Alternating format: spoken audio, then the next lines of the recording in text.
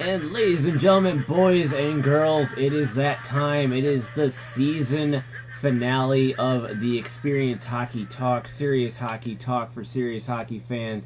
And joining me is my good friend, author, journalist, historian. He wrote the book Red Rising and Chasing the Dream. And man, were some dreams chased big time in the past week. Ladies and gentlemen, my good friend Ted Starkey. Ted, welcome back to the Experience Hockey Talk. Hey, how's it going, man? I'm surviving. I haven't done any cup stands or fountain swimming while drunk, but I'm enjoying the moment. You were actually at Game 5 when the Capitals won the Stanley Cup. What was that moment like, being there live for that? Obviously for the Caps, it was a great experience, and the funny part is there were probably 4,000 to 5,000 Capitals fans in attendance. You could argue there were more Caps fans there than when the rebuild started right at the end of the 2003-04 season.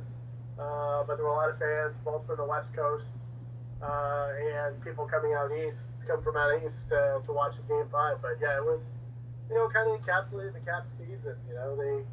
They were down 3-2 going into the third period, and it looked like the Knights may force a Game 6, but then Caps kept the pressure on.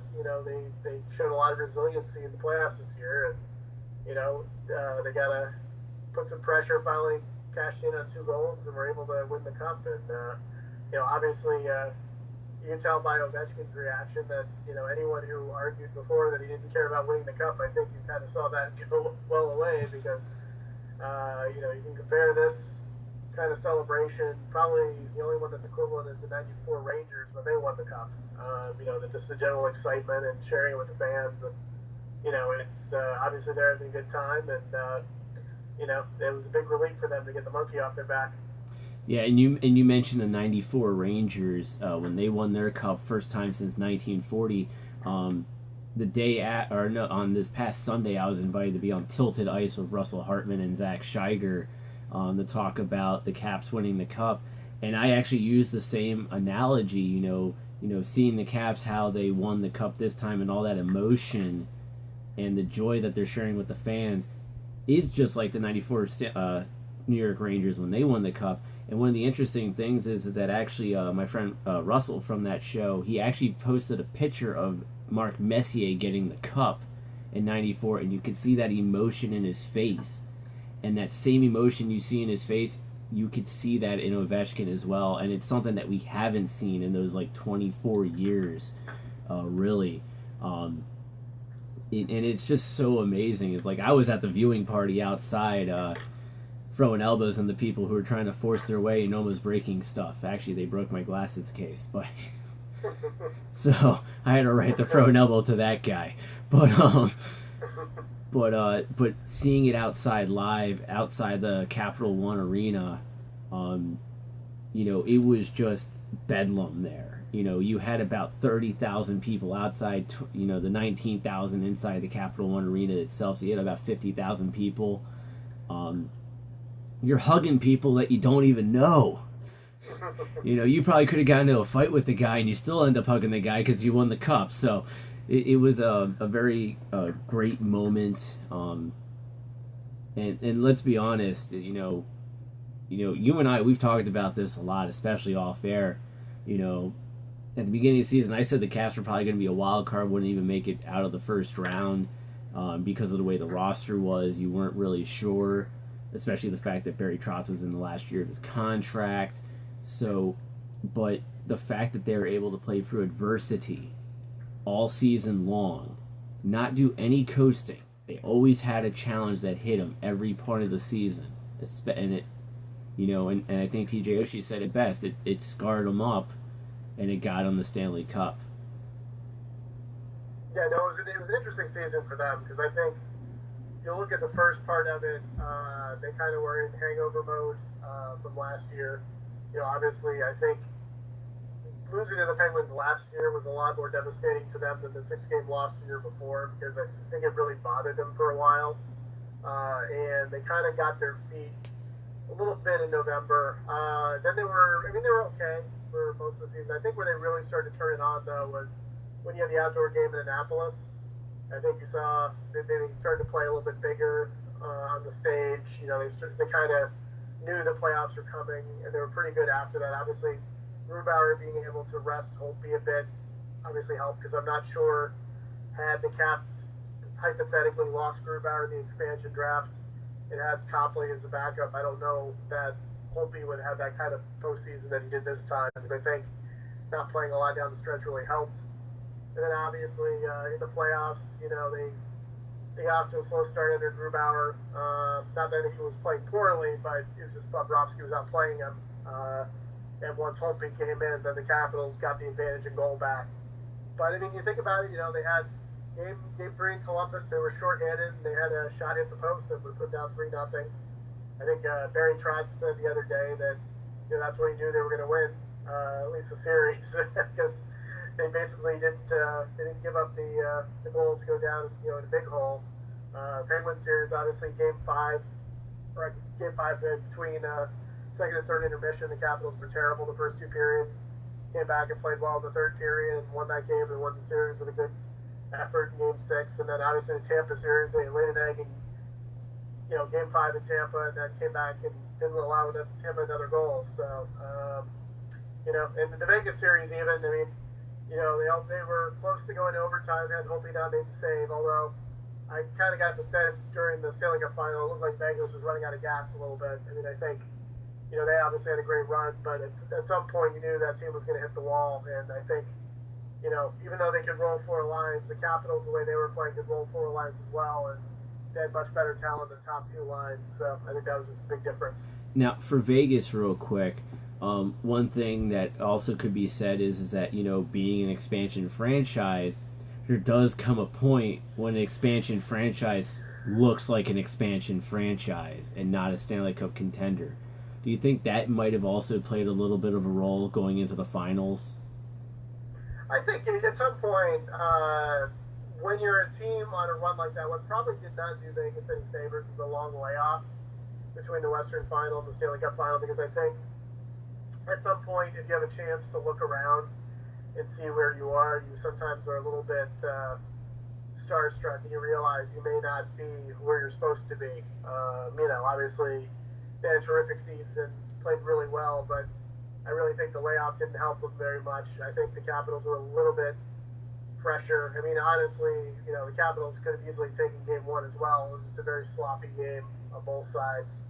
But I just got the sense as the series went on, you really got the sense that it was Washington's to win, because I think Vegas' last really good game was, probably game 1 and game 2 they were okay, but I thought the Caps were all right, but they were able to obviously get some good saves from Holtby. And then the 2 games in Washington, I don't think Vegas was overly competitive. They were fine, but you just sensed Washington was going to win. And then game 5 was kind of a last gasp by Vegas, and the Caps scored what they needed to.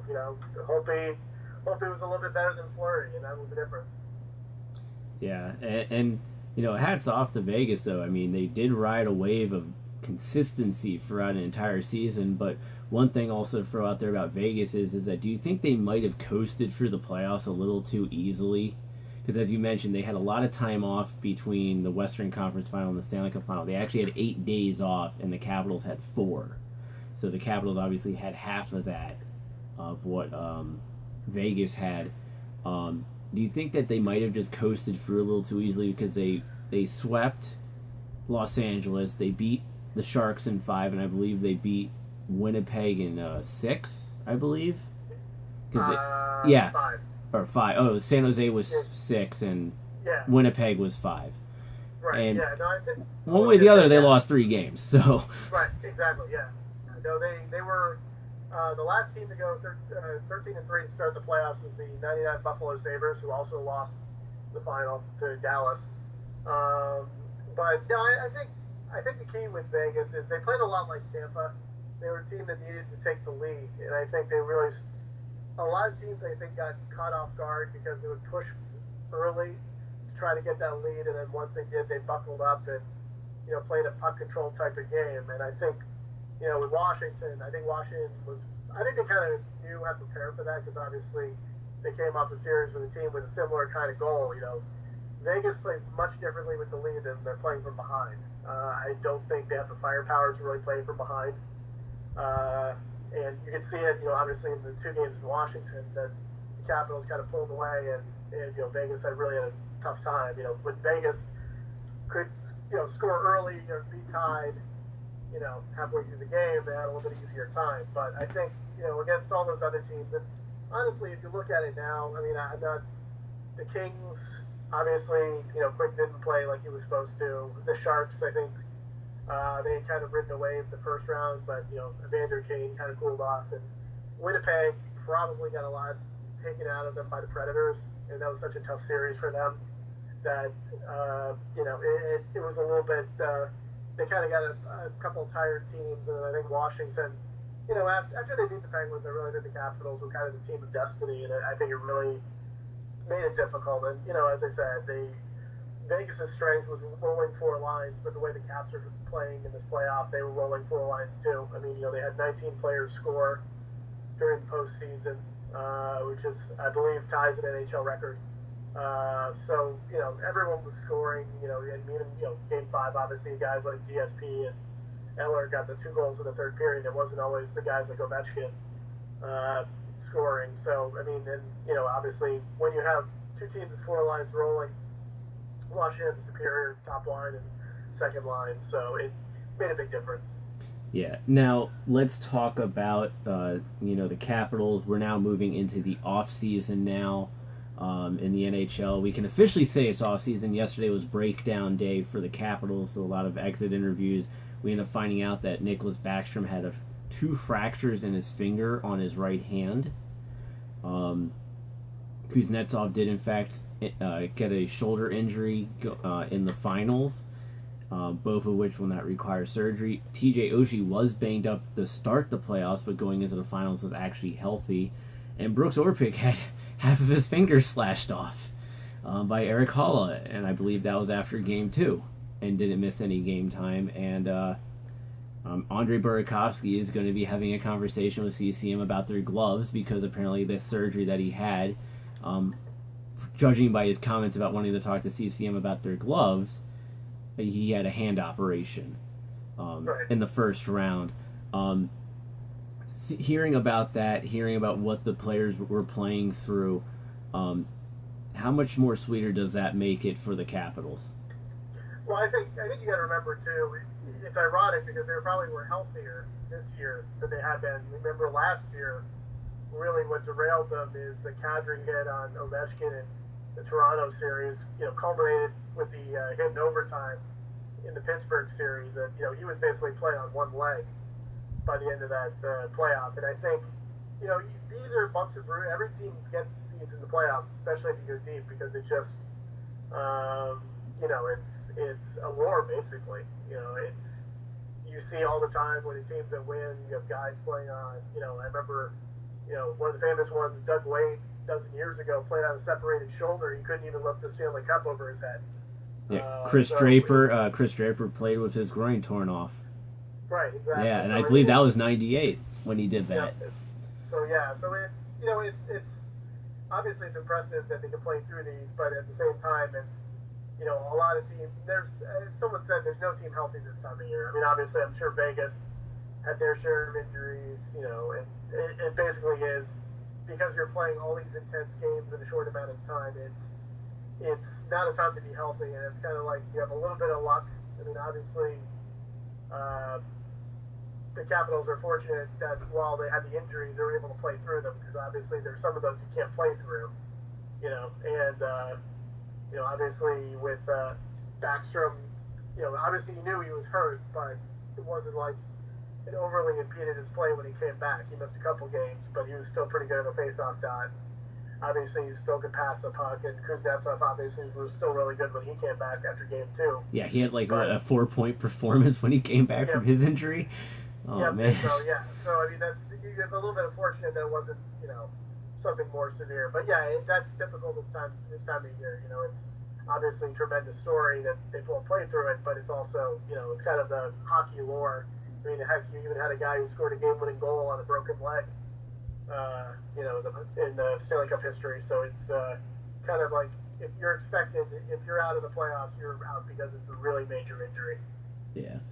And then also part of the exit interviews, obviously the key thing that a lot of guys were saying with smiles on their faces this time around instead of frowns was they want to see this entire team back together again next season. Right. But there's kind of a problem with that, and it's called the salary cap. And you got some restricted free agents, you got a couple unrestricted free agents, and if the cap is going to be at $82 million, which we'll find out, I believe, sometime this weekend, the Caps may have a maximum of $16 million to work with. And when you look at the restricted free agents, the top 5 that come on the list is Devontae Smith-Pelly, Tom Wilson, Madison Bowie, Travis Boyd, Philip Grubauer. And on the unrestricted side of things, you have John Carlson, Michael Kempney, Jay Beagle, Alex Chiasson, and Jacob Jarabek. Now, I'll start off right away with saying Philip Grubauer, I think he will get traded at the draft. Right. Let's start with him. What do you think is going to happen with Grubauer? Who do you think he might go to, and what do you think the Capitals could get in return for him? Well, I think the key is going to be, I think they're going to have an idea by next week if Carlson is going to resign or not. And I think if they believe he's not going to, I think they're going to try to go get some defensive help. I don't think the Capitals, if Carlson leaves, are going to try to get a pick back with Grubauer. Swinging a deal with Carolina over a team like the Islanders, because the Islanders don't really have much defensive help, and I don't think they can afford to give up the defensemen they have that are worth trading for. Carolina probably fits them a little bit better. I mean, obviously there are rumors about Erik Karlsson before the deadline. He could be another guy they go after. You could sweep the pod with, a Grubauer, a pick, maybe a prospect, and see if they would take that. I hope they don't go for Karlsson. I really hope they don't go for Erik Karlsson. Well, that's one of the possibilities. And I think, if they believe they're not getting Karlsson back, I think they're going to try to look at that Grubauer as a way to get the defenseman back. Because obviously the unrestricted defensemen, there aren't a whole lot to bring back. There's a guy like Calvin DeHaan who has been hurt and obviously won't command the money that Karlsson would, but he wouldn't be really what they need. So I think you'll probably see that as kind of a big. You may see Burakovsky moved for his $3 million at some point. And I think I'll be curious to see if Karlsson comes back. I mean, obviously at the breakdown day, he obviously said he wanted to stay, but there are factors. He wants to. The options are, that. Usually you play a little bit more optimistic at breakdown day than something like that. Even players who have left eventually have kind of been a little bit more positive, I thought, than what Karlsson said. So I'm kind of getting the feeling he's going to test the market and see what he can get.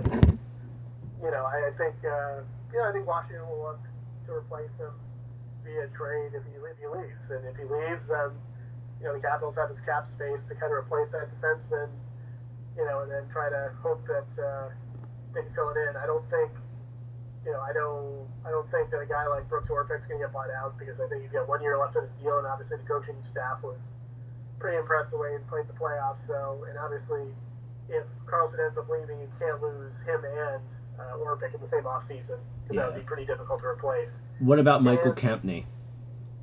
Kempney, I think there's a double-edged sword, because I think what happens is when you're in the Stanley Cup final, your worth tends to go up on the free agent market because other teams want a piece of the Stanley Cup champions. But on the other hand, I think a guy like him, he came in and got to play on a Stanley Cup winner, and I think that's something that would definitely appeal. He may take less money to stay. I think the rest of the UFAs may end up staying, or at least if they're willing to take a little bit less. But I mean, Karlsson for me is a big question mark. And obviously, in terms of the RFAs, I think they all return except for Grubauer. I think Grubauer will get dealt, because obviously with Copley signed to a one-way deal next year and Samsonov in the system, who could take over the backup role late next season if needed, there's really no room for Grubauer anymore, and I don't think they would pay him what he would command on the open market to be a backup. Yeah, and not only that, but you also have Vitek Vanacek as well, who will probably split duties with Ilya Samsonov in Hershey next season as well. So the Caps have a few options in between the pipes to back up Holtby for a while. Now, for one, I actually like Michael Kemney. I think he should stay. I think he was a good fit. Personally, I think he especially worked very well with John Carlson. Maybe you mentioned Brooks Orpik. Obviously, that buying him out would not be a wise thing to do, especially the fact that he's somebody that the coaching staff also uses to be a mentor to the younger defensemen like a Madison Bowie, like a Christian Juse. He obviously also mentored Carlson and Orlov a bit as well. So it'll be interesting to see how that works. Maybe Alex Chiasson doesn't come back. I'll be honest about that one because you got a lot of young guys coming up as well, like a Nathan Walker. One name I noticed on the UFA list down in Hershey is actually Riley Barber. So that could be a very interesting one to take a look at to see what happens with him moving forward as well. But what do you think with the playoffs that Devontae Smith-Pelly had? He made $650,000 this season, which was league minimum. He's restricted. What do you think that he might be getting, and what would you consider to be too much for Devontae Smith-Pelly? I think he'll get a nice raise. Obviously, I don't think that. I think he'll end up staying. I think he'll end up taking. The Caps will give him a raise for his performance, but at the same time, he scored 14 goals total this season, so it's not like he's going to command a whole lot of money, but he may see north of $1 million. Because someone kind of a one-way deal to measure it with what he did, but and Caps still have the leverage over it too, because obviously being an RFA, people always this time of year try to play up offer sheets and stuff like that, and quite honestly, offer sheets are just so restrictive, and they don't really work, because if you sign a player to an offer sheet, you're basically doing the work for them, or you're way overpaying for what you're getting. So teams tend to avoid them. So the team's still in control, but I think he'll get a decent raise. He'll fit in, obviously. I think there'll be a little bit of turnover next year, but I think there'll be kind of a push to keep some of the guys together from last year. And hope to recapture the magic again next season. But restrictives, they're a lot different unless you have to trade them. They're usually going to stick around. How much do you think Tom Wilson will get? Career highs this season, and he was a pivotal player in the playoffs too. Yeah, no, he'll get a decent contract. He'll get maybe 2 to 3. Well, he was already making $2 million a season on that 2-year deal. Yeah, but he's still. It'll be interesting to see what he commands, because the team does have the leverage in all this. You're not gonna pay him a whole lot more just because obviously his production's decent, but it's not. You're not really getting out of their territory. Maybe they reward him a little bit more, but I think with the restricted free agents, unless you're a outstanding type player, you really don't have the leverage. And at this point, a lot of the players who are in that spot, if they want to stay, they're gonna kind of work a team-friendly deal, because they understand the situation that if they pay Tom Wilson $5 or $6 million, that probably means another player is going to have to go, and I think they understand that. And Tom Wilson knows his money is coming down the road as well, so he'll get a raise, but he won't. I don't think they're going to sign him to a huge deal, because A, they don't need to, and B, I think just with being an RFA, it's not the same. You're going to you'll pay more to keep your UFAs than your RFAs. Right. Now, and then you mentioned you pay more to keep your UFAs over your RFAs. Brings me to my last player on this one, Jay Beagle. Mm-hmm. One of the top face-off guys in the entire league. do you see him testing free agency, or do you think he'll take a hometown discount to stay with the Capitals to make the team, try to keep as many core pieces? I mean, he definitely sounded like he would take a discount to stay. I mean, he would be the kind of guy that probably, honestly, would be overpaid on the free agent market, just for what you mentioned, and obviously he was a key role player for the Caps. The interesting thing, too, with him is the coaching staff seems to really like him. I'm not sure that Brian McClellan feels he couldn't be replaced.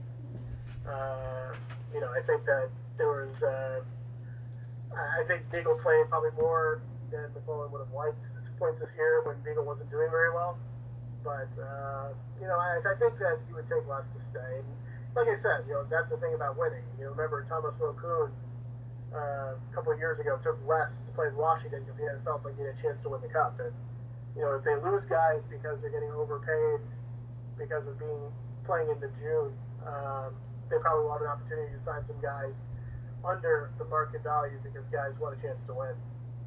Right, and then of course, the last ultimate free agent is not a player but a coach, and that is Barry Trotz. Obviously, one of the key, they said that there are things that need to be figured out in regard. There are some issues that need to be done. So the biggest question is, if the Capitals re-sign Barry Trotz, will Todd Reirden remain with the Washington Capitals? I would think so. I mean, I think he's probably the replacement in waiting if Trotz doesn't come back. I think that it was one of the reasons that they haven't let him interview anywhere else. And I think Trotz is in a pretty good position because he can either decide to re-up with Washington. I think when he came into the Caps, I think he was given a little bit more of a contract than the Caps usually give out because I think he expected a little bit more of a management type role in addition to being a coach. And I think, I think with McClellan and him, I think they had a little bit of not tension, but just I think they didn't always see eye to eye on how the team should be run. But obviously, winning can change that. If Cavs have been knocked out by Columbus in the first round, we'd be talking about probably Reirden being the new coach. Right. But I think that Trotz, he can stay if he wants. Sign a short-term deal, try to coach for a repeat, or he can go and bide his time. I don't think he would take a job with, say, the Islanders or something like that. I think he would kind of wait for a good opening to come up, or he could join his buddy Paul Fenton in Minnesota at some point. Either Bruce doesn't stick around, or in another management type role. So I mean, I think them winning certainly increase the chances that Trotz is going to stay because it kind of forces management's hand to try to keep him because it looks kind of silly if you win the cup and then your coach leaves. But you never know. I mean, as I said, I think if the Capitals would have exited earlier, probably after all the Trotz would come back and probably the last two rounds kind of upped his leverage a little bit because he can write his own ticket if he wants. I mean, if he leaves, there'll be a lot of teams waiting to call either now or later. Yeah, one thing one of my coworkers brought up to me is that that now that Trotz is a Stanley Cup winner, could you see him becoming one of the highest paid coaches in the league now because of it? I don't think with Washington they tend to not pay a tremendous amount for the coaching, which is one reason, obviously, as I alluded to earlier, about getting a little bit more input with the roster than probably most coaches do. So I mean, I'm sure they'll give him some money, but I don't think he'll be one of the highest paid coaches in the league. So that'll still just be Babcock and Quenneville then? Yes. I mean, I think if he left, he probably would get an offer that would make him in that range, but I'm not sure Washington would give him that kind of money. All right. So we're going to shift real quick. We're going to go into NWHL news. I've been pumping it on Twitter all day and all day yesterday as well. As everyone knows, right now the NWHL is going through their free agency period, which started on June 1st. They also did their expansion out to Minnesota, so the Minnesota Whitecaps are now part of the National Women's Hockey League as well. So far in free agency, the Metropolitan Riveters have only signed one player, and that is forward Amanda Kessel, a.k.a. the Best Kessel. She was a 2018 Olympic gold medalist with the Team USA in the Pyeongchang Olympic Games. She is actually signing on to do her second season with the Metropolitan Riveters now as well. And then the Buffalo Beauts have signed 9 players since June 1st. They signed forward Haley Scamora, who is the NWHL 2017-18 Rookie of the Year and NWHL All-Star MVP. In 14 games played, she had 7 goals, 7 assists for 14 points.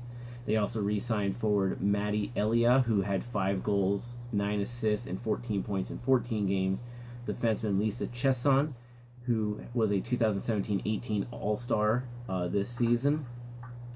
Forward and captain Corinne Bowie has re-signed with the Buffalo Beauts. She is a 2-time Isabel Cup champion, 4 goals, 6 assists, and 10 points in 15 games this past season. It was also an All-Star as well. And then they also signed 2 Olympic gold medalists, the first one being forward Danny Camoranzi, who in the Olympics had 3 goals, 2 assists for 5 points. And they also signed goaltender Nicole Hensley, who was also part of that 2018 Olympic gold medal team. And then they signed 3 players just today. They signed forward Juliana Iafalo, forward Anika Zelweski, who is the captain at Colgate University and played in the 2017-18 National Championship game, and defenseman Savannah Harmon, who was captain at Clarkson University and won back-to-back national championships with Clarkson. So obviously right now things are getting big. 3 Olympic gold medalists from 2018 Team USA coming back to the one coming back to the NWHL, 2 making their debuts in the NWHL this upcoming season. And of course the other 3 teams have not signed any players just yet, but it's still early in free agency in the National Women's Hockey League.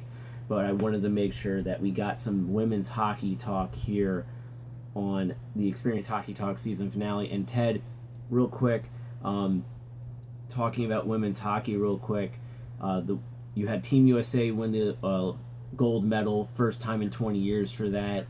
The NWHL has now expanded to 5 teams instead of 4. What are your thoughts on the growth of women hockey here in the United States? Well, it's been an interesting year for the U.S. women. Obviously, last year they went on strike to try to get a stipend and a little bit more money from USA Hockey. There was talk that they were trying to replace some of the players, basically calling down the list, and a lot of the women even on high school teams and lower college teams weren't taking it up, so they got a chance to get a big victory for themselves. And, because these women were not playing for a whole lot of money.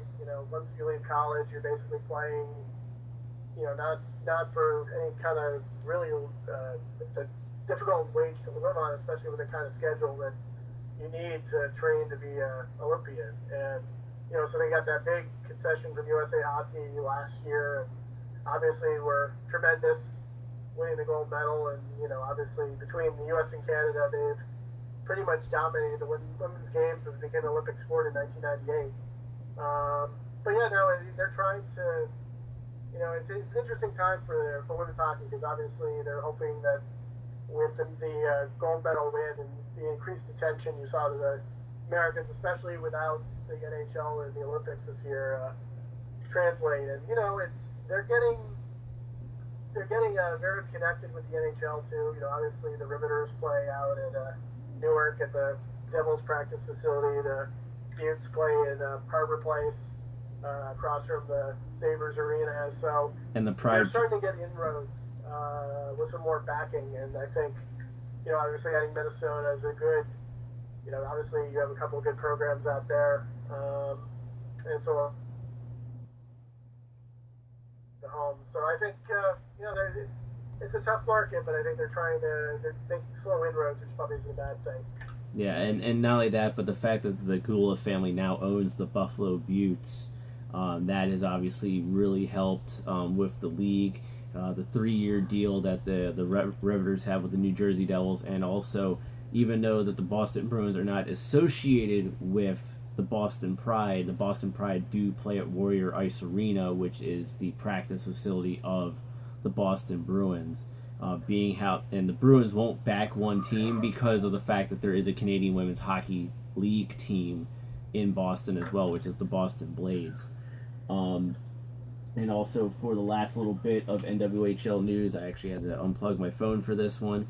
But the NWHL and Sweden's SDHL are partnering up for a Champions Cup.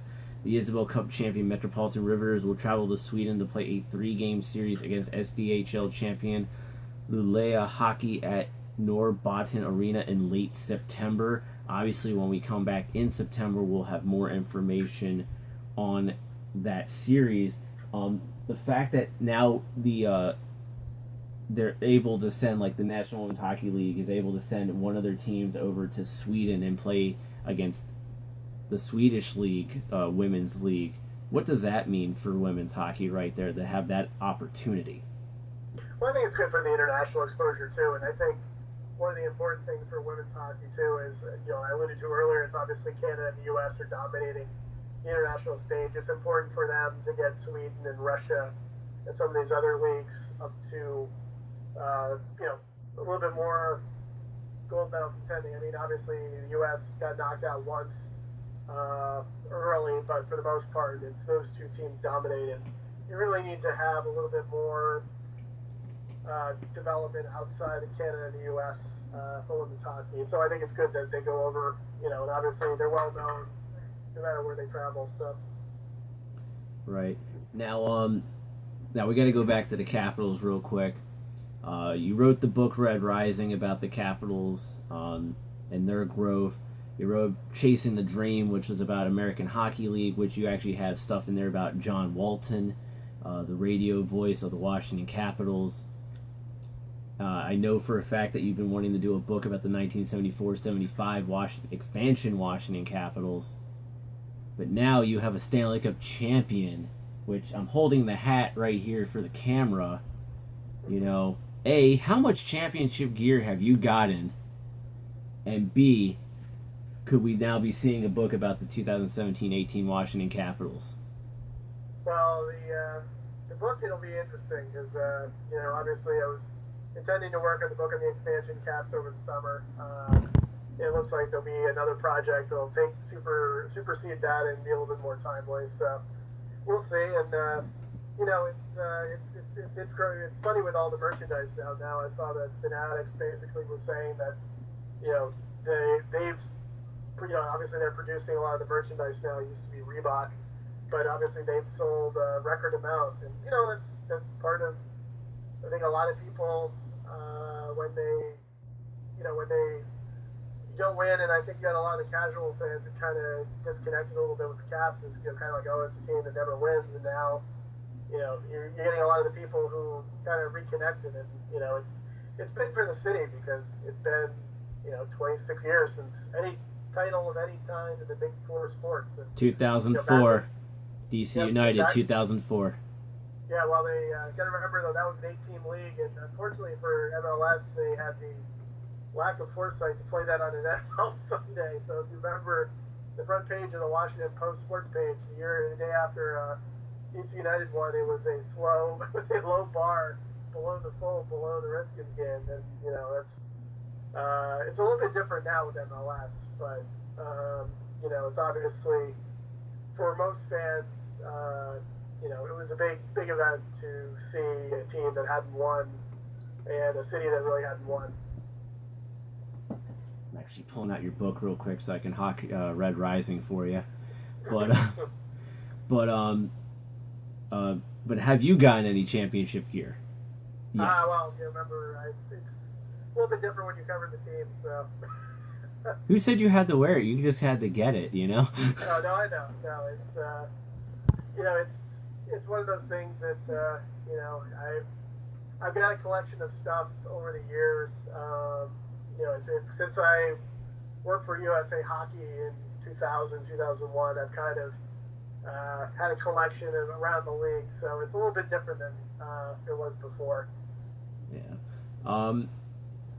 So, darn, I just lost my train of thought real quick.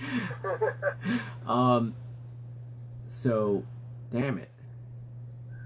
Well, anyways, I'm going to talk about championship gear until it comes into my mind. Obviously, I got 2 hats. One I'm putting away for safekeeping, and one to wear. I did the same thing for the t-shirts, one to wear, one to put away. in safekeeping. I actually have the Eastern Conference shirt and hat, not just from this season, but from 1998 as well, boxed up.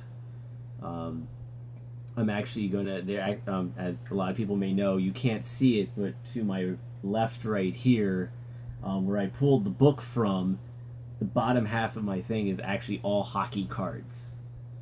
And there's a 30-card team set that they're putting out for the championship run, and I'm going to get a couple, maybe 2 boxes of that for my collection. I'm going to get the little Stanley Cup to go with my dad's Flyers ones. Just because, see, look, now we have 3 of them. But, and then I'm also going to get the Blu-ray. Because that's, for me, you want to be able to relive that, and getting the Blu-ray is the best way to be able to relive something so great like being able to see this. And one thing I actually do remember is, because I was at the viewing party and having to walk through a swamp of alcohol to get to Metro. And Dixon, you're watching, I'm glad that your ankle's feeling better. He stepped on a 40-ounce glass bottle that was on the ground, and he rolled his ankle trying to get the Metro. But we it was just it's just, damn, I just lost another train of thought. Welcome to the season finale. But it's just something special, to have that's what I was talking about, the Blu-ray. I got home and I looked to see what times the game was going to get re-aired, and I remember Friday night sitting at home with my dad and just re-watching Game 5. Yeah, sure, it was edited down a bit for time constraints because they wanted to have it in that 2-hour window, but to actually watch a lot of those key plays and hear what the commentators are saying, thankfully on NHL Network we had the Hockey Night in Canada feed, and I love the Hockey Night in Canada feed greatly. So that was really good for me there, to just watch that. And most importantly, because at the viewing party, you didn't know this, but so there where the concert was, they put 2 screens up there to go along with the 3 screens that are already on the arena. So that's where my buddies and some of my hockey teammates were to watch the game. As soon as the Caps won and they were celebrating, around the time they started doing the handshakes, that's when they cut the feed off of those 2 screens. So we're all doing this mad scramble to get to see the screen on one of the screens on the arena, so we could see the cup get awarded. So it was like, that was a little inconvenient there, but well, the funny part is, I don't know if you saw the live video I posted, or not the live video, but the post.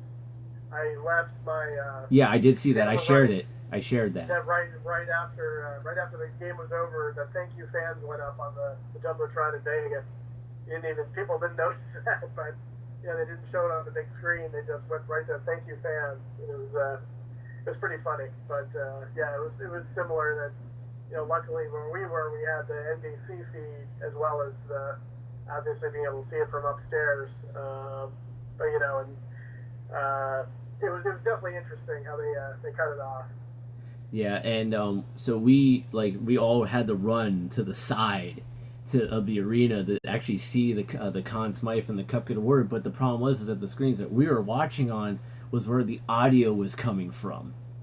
Right. So when Bettman was doing his speech, to announce the Conn Smythe and to announce the Stanley Cup part, we couldn't hear what he was saying. So to be able to come home and then watch that on TV and hear what Bettman said, it was really, say what we will about Gary Bettman. We all have our opinions on him. But, the speech that, the piece that he said going into the Conn Smythe, I thought Kuznetsov should have gotten it, but I'm happy for Ovechkin as well, because he's just as deserving. But, that piece was good. But when he talked about the Capitals and winning the Cup, I think that's one of the best things I've ever heard Bettman say. And I'm not saying that as a Caps fan. I'm just saying that as, I think from all the past Cup presentations that he's done, I don't think there, like we talked about at the very beginning of the show, the 94 Rangers. We haven't, we haven't seen that type of emotion, and I think Bettman felt that emotion and was able to emote that in his speech as well, and I think that was one of the really great things for that. Oh wow, we actually have people talking in here. Let's check the chat out real quick. We got Scott saying only Dixon, get well soon, Dixon. Dixon goes, I'm good now, just sore the next day, that was all. Scott has a question for you though, Ted. Okay. An interesting topic to discuss. How superstitious was everyone, especially during the finals? You mean players or like fans? I mean, obviously fans. I know were very superstitious, trying to make sure they didn't jinx anything. The players. I think obviously they all have their routines, but I think the routines kind of continue during the postseason. Obviously, Holtby has the famous visualization before the bench. I think one of the funnier things is I believe it was Game 3 of the finals that when they opened the doors early, there were a couple hundred people right behind him, and you heard a loud cheer when he was doing his visualization. Normally, when he does that, most arenas they're not open yet, so he's doing it in bare silence. So it was kind of funny. But the players who are superstitious stay superstitious. I think a lot of them keep their routines up from the regular season. I don't think they try to do anything special during the playoffs. I mean, I think they're aware of the gravity of the games that they're playing compared to what they're doing in the regular season. But I think you have a group that's superstitious, and you have some people who aren't. And I think you get amplified, but I think they just kind of do what they do. All right. Well, Scott just finally, after you finished your answer, put up both fans and players. Well, you already answered the fans were very superstitious, but that's part of the course. I mean, you hear stories about doing things exactly the same, wearing exactly the same shirt, wearing exactly the same underwear. I think that's pretty common, and I think obviously that changes through the year. You're not. Yeah. You're not wearing the same shirt in Game 24 against Winnipeg as you are in Game 5 of the Stanley Cup Finals. But I think part of the reason for the Caps' success this year is I think they kind of didn't overly think this. I think in years past they've really kind of let the weight of the moment crush them in big moments, and they didn't let that happen this time. I think they kind of we talked about Barry Trotz earlier. I think he had a very relaxed demeanor because I think he knows he's in a good spot. And I think it translated to the team. I think they were pretty relaxed throughout the whole thing. They didn't panic. They didn't get down on themselves when something bad happened. Obviously Game 1 of the series, they had the Reeves goal, which could have set a lot of teams off. It was pretty much an important play in that game, and cost them Game 1. And they could have sulked and let it tank their series, and they didn't. And I think that's what you kind of saw. And I think from the superstition angle, I think a lot of them took their positive superstitions, but I think that's why, in some ways, I think they succeeded because they didn't really put too much gravity on the situation, and it allowed them to play as they should instead of worrying about making a mistake. Right. Now, Scott, I'll answer the fan side of the question for you. I'll tell you what I did during the duration of the playoffs. Obviously, as everyone can tell, I have shaved my beard. I've gotten my hair cut. I got the excess stuff cut off, the sides and the back that I usually get cut off so I can ponytail my hair nice and neat. But every day at work, every game day, I wore my red dress shirt. And if I couldn't wear my red dress shirt, I wore my Caps polo shirt. During the finals, though, and for the beard, I kept it to what I call the Lemmy, where it's just like the mustache leading into mutton chops. So my chin was shaved the entire time. I kept that going the entire playoffs, and it worked. How about that? And then during the finals, after they lost Game 1, I actually changed what shirt I wore underneath my dress shirts at work. And I wore it all 4 games, and I didn't wash it until after the Caps won the Cup. The undershirt that I wore, which was one of my Capitals workout shirts. So that was my superstition going through the playoffs. So there you go. There's a fan superstition going through for you, Scott. But But yeah, so we got about 9 minutes left, so I'm going to use this time. Ted, we'll get into a moment to promote your stuff in a moment, but we got some major announcements here for TXHT that needs to get put out there. It's stuff that, Dixon and I have been working on along with our good friend Shaggy, because it's really just us that does this show to make it what it is. Starting next obviously this is the season finale. We're going to be taking the off season off. We're not doing the draft, we're not doing free agency, we're not doing any of that stuff. We'll talk about that stuff when we come back in September, which when we do come back in September, we are going to be changing day and time. We will now become Wednesdays at 8 p.m. here live on Twitch, and we're also going to be trying to work on it, and this is one of the reasons why we're doing our season finale now and not after free agency. We're going to be using this extra time to work on programs to let us simulcast not just on Twitch but also on Facebook Live at the same time. Maybe get some YouTube streaming at the same time along with it. We're going to try to expand the show as best as we can. And so Wednesdays at 8 p.m., that will be our new day and time for every episode. We'll have the official start date announced a little bit later on. The second major announcement is that we are going to be finally opening up a real website for the show. Now, and this is also going to create a lot of opportunity for other people as well. Now, so that way the website is just not full of just the episodes of TXHT.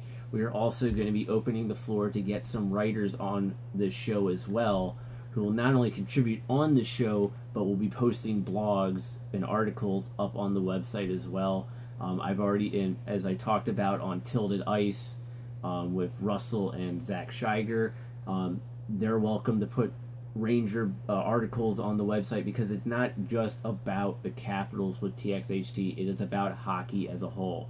I'm going to try to find people who want to write about women's hockey. I'm going to bring the guys from Tilted Ice to write about the Rangers. I'm going to find people to write about the Capitals or the Canucks, like our good friend George Vasikas. Ted Starkey, you are more than welcome, if time allows it for you, to post an article up every once in a while. Maybe do like a Caps history or NHL history article, which I think would be awesome. Because you and I talk about history all the time when it comes to hockey, so it actually works for us. But so it's like I want to try to find people to, it's opportunity. And that's what I want to try to give people with the website as well. And I want to do more stuff. Dix and I, we've been working on a spreadsheet thing for how we track the games instead of writing it on paper like I do here, as you see my Stanley Cup Finals notes right here from the games. We're working on all these new things, and we need the time to work on these things. And the website is one of the biggest projects that we're actually working on right now for TXHT. So we hope to have that up by September for everyone to go to. We hope to have a few writers in place, that way it's just not the show going up on the site. Patreon will still be going strong as well, but it'll be more of a background thing. We'll still post the episodes on Patreon and all that other stuff that we've been doing, but it will take the backseat more to the actual official website that we've been talking about needing to have for a while now. So yeah, but yeah, you can still go to patreon.com/TXHT_hockey, and that's how you can still get all the information for us until then. So, cheap plug for Patreon.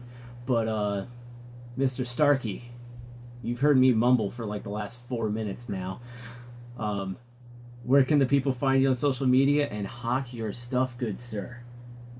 Well, obviously, if you want to get one of the previous books, you can order it on either Amazon or Barnes & Noble. There's 3 of them. There's the American Hockey League book, Chasing the Dream, which is still available in bookstores.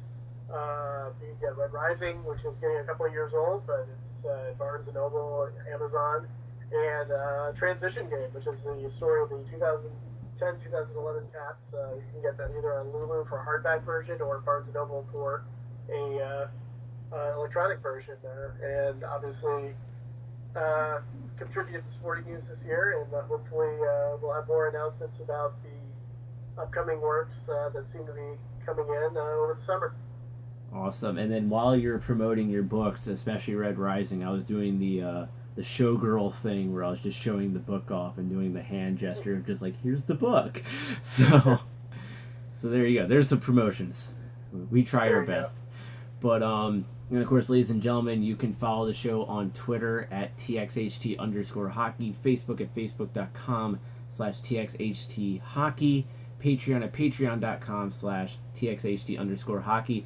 And don't fret, even though the season finale is tonight, on Twitch, we will still be doing DCHL games every Sunday. You'll still get to see the Street Sharks play every Sunday that we do play here on Twitch as well. And that's twitch.tv/TXHT_hockey. The reason we're still going to do the DCHL games is because A, relevance, it's going to keep our name out there. And two, like I said, we're not just about the Capitals, we're about hockey, period. Women's hockey, DCHL, which is just ball hockey, but us having a lot of fun doing it. Scott's my goaltender, for crying out loud. So, we have fun doing it. So you could stay tuned to twitch.tv/TXHT_hockey. We will have a game up this Sunday at 11 a.m. Street Sharks versus Hockey Dead. That'll be fun. So with that, Mr. Starkey, thank you so much for coming back on the TXHT. Yep, anytime. And with that, ladies and gentlemen, until September, well, technically Sunday for the DCHL, but September when the main show comes back, we will see you on the ice.